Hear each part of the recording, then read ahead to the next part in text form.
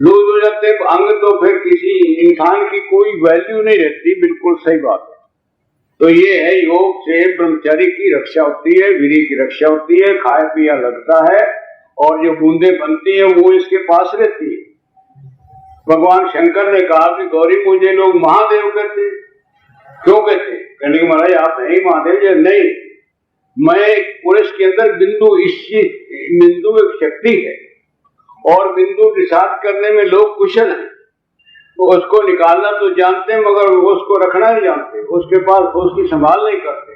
तो नहीं करते तो मार खाते, ठीक हो जाते। तो मैं देवों का देव, मुझे कोई असर इसका नहीं पड़ता। मैं हालांकि गौरी तो मेरे ऊपर बैठी रहे घुटने के ऊपर, तो मुझे कोई चक्कर नहीं आता कि ये मेरी स्त्री है। मैं आपको शक्ति समझकर आपका साथ सहयोग देता रहता हूँ और मैं भी सही रहता हूँ, आप भी सही है। रस का मजा लेना हो तो योग अभ्यास जरूरी है। कई लोग कहते हैं हाँ यार गुरुजी जटा रखा देंगे, सिर मुड़ा देंगे, सन्यास में भेज देंगे। ऐसी कोई बात नहीं। हमारे गुरु तो जन्म के अस्थियों के लिए हुआ है।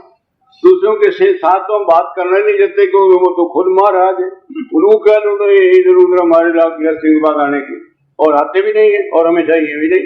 एक पक्षी और फिर पंख लगा दें तो फिर तो वो आकाश की सारी पक्षी भी खा जाएंगे।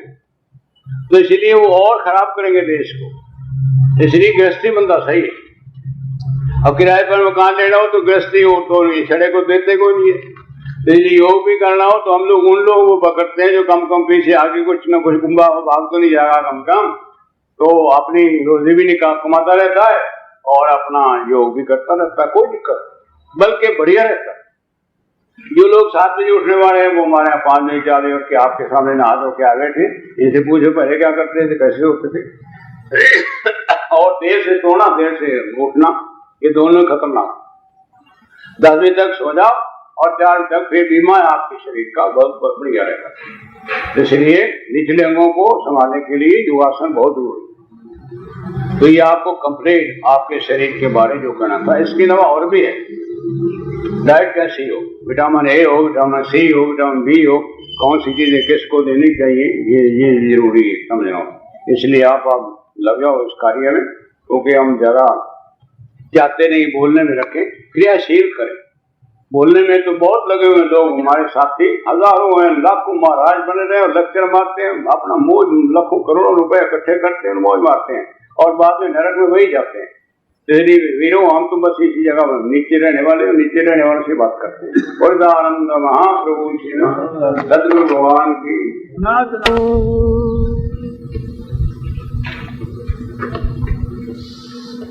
सर्वेश्वर सबके आधार देवों के देव रामलाल महाप्रभु मुरुगेश्वर महाप्रभु की वेदात्मा आदिकाल से योग त्रेता योग में वशिष्ठ राम का इतिहास बताते हैं कि चक्रवर्ती राजा का सपुत्र राम मन में इच्छा हुई कि तीर्थ यात्रा कराएं, क्योंकि बाकी तो सब इन लोगों को प्राप्त था, परंतु ज्ञान की और योग ज्ञान की ये कमी थी। उसकी पूर्ति करने के लिए आप पूरे लाल लश्कर के साथ वर्णन करते करते 360 तीर्थ जो नहीं कर सकते आप और हम, उनके साधन बहुत से हो गए। यहां भी गए, कई तालाब बनाओ, कई मंदिर महाराज ठीक कर जाओ, ऐसे मिलते थे। ये चाहते थे कि जो बोलने वाली शक्ति है, जो सुनने वाली शक्ति है, वो क्या है और वो कैसे प्राप्त हो सकती है। अब कोई अनुभवी हो तो बताए, किताबों से सपुर्दी होती, ज्ञान पढ़ लिए जाए, सुन लिए जाए, कुछ नहीं, केवल छोटी मोटी प्यास मुझे नहीं तो सेटिस्फैक्शन नहीं होती। अंत में घर खाली, आंखों से आंसू बहाते हैं। चक्रवर्ती राजा का पुत्र, सारे राज्य के अंदर भूकंप मच गया। दशरथ को ये खतरा हुआ कि शायद किसी ने घुघुटी ले ली है, किसी महाराज ने बेकार कर दिया लड़का का। असल में ये बात नहीं। दशरथ ने बड़े यत्न किए, लोनियां बुलाई और अनेक प्रकार के नमस्कार किए, परंतु राम तस् मसना।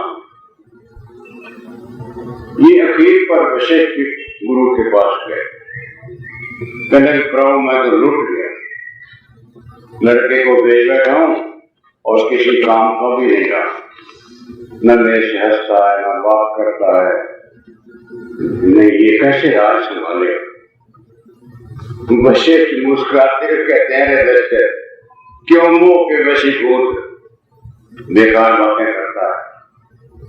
राम तो प्रभु की एक कला है, ईश्वरी शक्ति है, नाटक करा है, जैसे कि एक मानव के लिए बहुत जरूरी है कि ढूंढ डाल के गुरु को मिलना। ये जरूर है कोई ने बात देख लिया, मुझे देखेगा तो मैं उसका हाल करूं। तो बात से वो जो घुमा हुआ आदमी फिर तो वो एक ही बात रहती है, गुरु से बात करूं। तो वशिष्ठ ने कहा कि इतने टाइम में आता हूं, आ गए। तो दशरथ की इच्छा थी कि मैं भी बीच में खड़ा हूं। वशिष्ठ कहते हैं ना, ऐसा नहीं होता, हकीम और रोगी दो का मेल नहीं, ठीक है, तीसरा नहीं, ताकि वो अपने भेद की बात बताता है, हकीम को बताए। इसलिए गुरु और चेला बस काफी। खैर जैसा आज्ञा हुई, वशिष्ठ राम को हंसते हुए कहते हैं कि राम, अरे तू तो भगवान का रूप है, आपको तो गुरु की जरूरत है और आपकी भूमि तैयार है, बीज डालना ही काफी है। मेरे जैसा गुरु नहीं है, तेरे जैसा चेला नहीं, ये तेरा मंत्र है, ये तेरी युक्ति है और अभ्यास की जरूरत है। तेरा काम बना बनाया है, तू कच्चा खड़ा नहीं है, पहले तेरा बर्तन पका। तो वशिष्ठ ने उनको निर्भय कर, जो रास्ते में कोई अड़चन वर्चन थी, गुरु के शब्दों ने उसको हटा दिया कि मैं तेरे पिता को कहता हूं विंध्याचल पर्वत पर जाओ और वहां जाकर थोड़े दिनों के बाद अभ्यास करके आ। ये तो नल के पास की जुड़ने वाली बात होती, कोई देर तो लगती है। गुरु मिल जाए, चेला मिल जाए और पार्टनर दोनों, तो कोई दिक्कत नहीं। कोई कहे साल 2 साल 4 साल में टच होते लाइट, आप कहीं क्या लाइट टूट कहते हो, हमको अंधेरे में है, नहीं आप बहुत बढ़िया है, एमए कर ली, पीएचडी कर ली, दुनिया भर के तख्ते पर आपने नाम कमा लिया, पर मिट्टी सौ हुआ कुछ न हो। जब तक आपको ज्ञान नहीं, जब तक आपको ध्यान नहीं, जब ईश्वर के अंदर आप लयता नहीं करते, तो मेरे ख्याल में जितना किया वो सारा ही न कर सत्य हुआ ही। ये सत्य, ये वेद कहता है, शास्त्र कहता है, सारे जितना भी महापुरुष है यही कहेंगे आप। दूसरे साहब हुए द्वापर, उनको कृष्ण कहते हैं, जगत गुरु कहलाए, और जितना वैश्विकता इन्होंने दिखलाई है वो उस योग के मुताबिक बहुत बढ़िया है। लोग तो कहते हैं औरतें रिश्तेदार, तुम एक औरत रख के दिखाओ, वो 16,000 से निपट जाता था, बताओ। तो वो योग की कला, वो इन बातों में नहीं उतरते जैसे हम और आप अपवित्र होते हैं, अपवित्र नहीं होते वो लोग। वो हाथ को टच करते तो भी तसल्ली है, दूर हजारों मीलों पर बैठे बात कर लेते थे तो भी तेरी तसल्ली है। तो वो तो एक महान हस्ती थे। नारद ने कहा मुझे एक और चाहिए जिसके पास न बैठा हूं वहां हो तो उसको पकड़ ले, और जहां भी जाए वहीं पर ही कोई ना कोई अपना टच में दुखता हुआ देखे, खाली होकर वापस है ही तो ही